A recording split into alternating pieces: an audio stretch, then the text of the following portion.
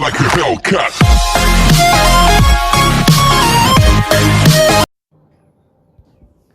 Hello, my dear students. Dear students, this is my next lecture of lesson number 5, Agriculture, 8th class, Geography. Dear students, yesterday I taught you about human factors which influencing agriculture. In human factors, there is labor, capital and market.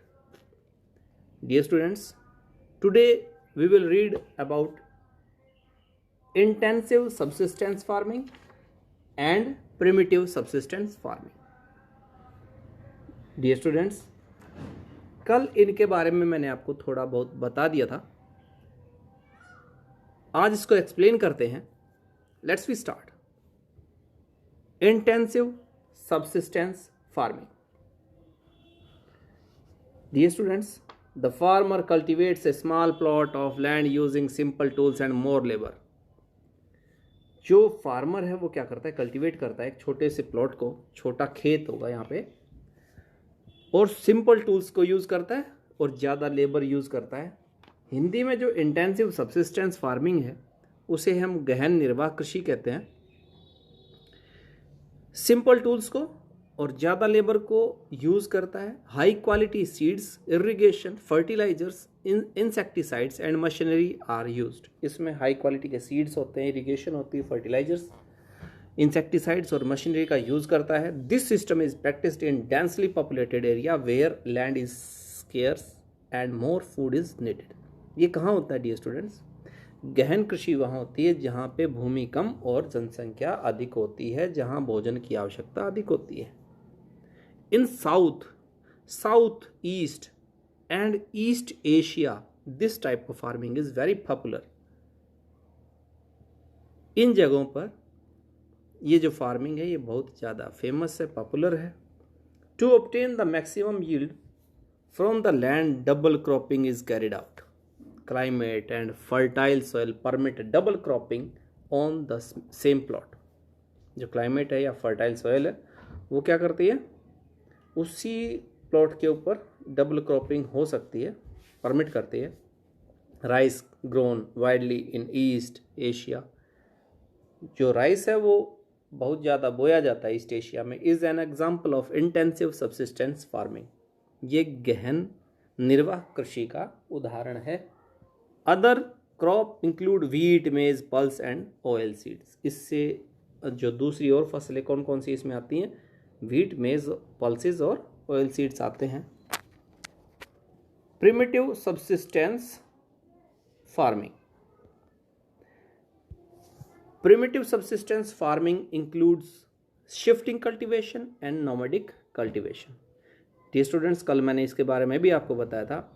Primitive subsistence farming को हिंदी में आदिम निर्वाह कृषि कहा जाता है.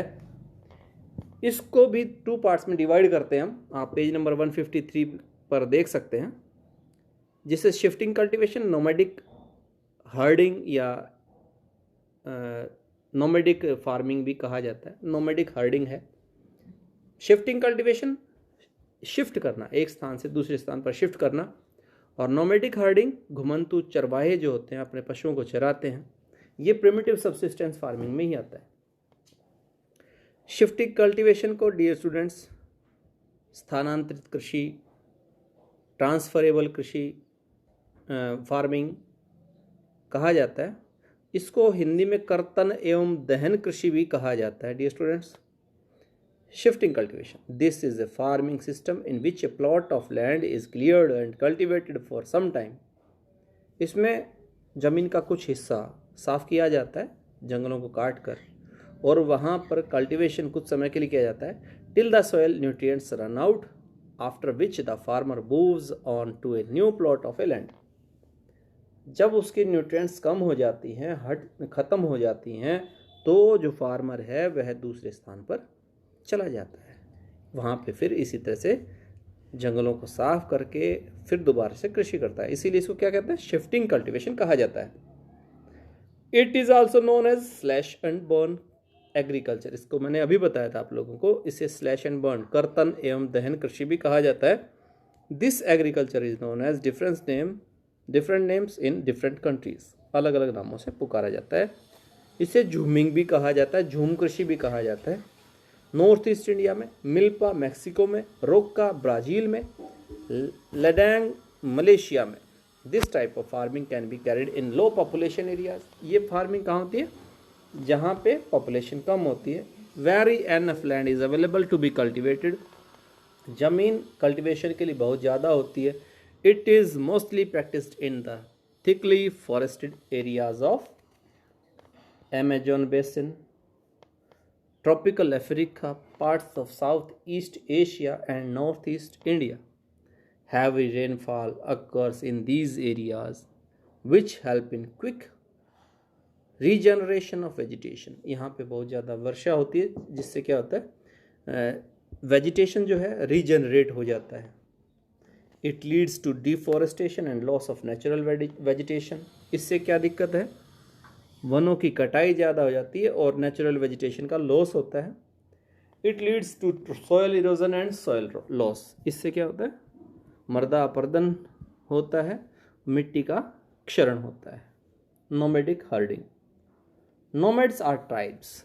जो घुमंतु होते हैं वो क्या होते हैं? जनजातियाँ होती हैं। Who moves from place to place in search of food. वो भोजन की तलाश में, एक स्थान से पानी और भोजन की तलाश में एक स्थान से दूसरे स्थान पर जाते हैं। People who move in search of pasture for their domesticated animals are known as nomadic herders. जो ये pupils हैं वो क्या करते हैं?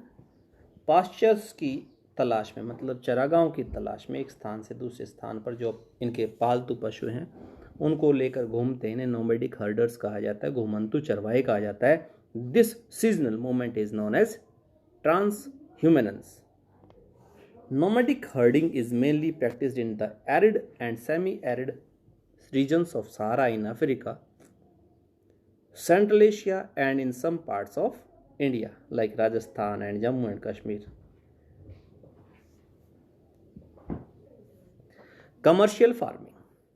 In this type of farming, crops are raised on a large scale for a purpose of selling products in the market. Commercial farming, जैसे नाम से ही पता है, कमर्शियल यूज़ के लिए होती है, व्यापारिक कृषि कहलाती है। ये बहुत बड़े लार्ज स्केल पर की जाती है और इनका जो मुख्य मोटो है या पर्पज़ है वो क्या है? अपना जो उत्पाद है उसको मार्केट में बेचना। Therefore farmers select single crop according to the geographical and market condition of the region. It is called crop specialization. Crop specialization किसे कहा जाता है? जब मार्केट के देखते हुए या जो रीजन की कंडीशंस हैं उनको देखते हुए, उस रीजन की मार्केट कंडीशंस और जोग्राफिकल कंडीशंस को देखते हुए जब हम एक सिंगल क्रॉप को सेलेक्ट करते हैं उसे क्या कहते हैं? क्रॉप स्पेशलाइजेशन कहा जाता है। The farms are generally large in size and investments are high. जो फार्म्स हैं वो क्या है? बड़े होते हैं साइज में और इन्वेस्टमेंट भी वहाँ पे क्या होती है? बहुत ज़्यादा होती है। The farmers try to keep the cost of production is as low as possible. जो फार्मर्स हैं वो प्रोडक्शन के ऊपर जो कॉस्ट है उसको कम करने की कोशिश करते हैं। Most of the work on the farm is done by machines. जो ज़्यादातर काम है, बड़े खेत होते हैं इस वजह से जो काम ज़्यादातर किस में किया जाता है? मशीन्स के द्वारा किया जाता है। Commercial farming includes commercial grain farming, mixed farming and plantation farming. इसमें कमर्शियल ग्रेन फार्मिंग, व्यापारिक अनाज कृषि, मिक्स्ड फार्मिंग, मिश्रित कृषि और प्लांटेशन फार्मिंग, ये तीनों आते हैं। इनके बारे में डियर स्टूडेंट्स नेक्स्ट जो हमारा लेक्चर होगा उसमें पढ़ेंगे। नेक्स्ट वीडियो में के लिए इंतज़ार करें। Dear students, please like, subscribe and share my channel. Thank you. Dear students, if any query, then write in comment box. Thank you.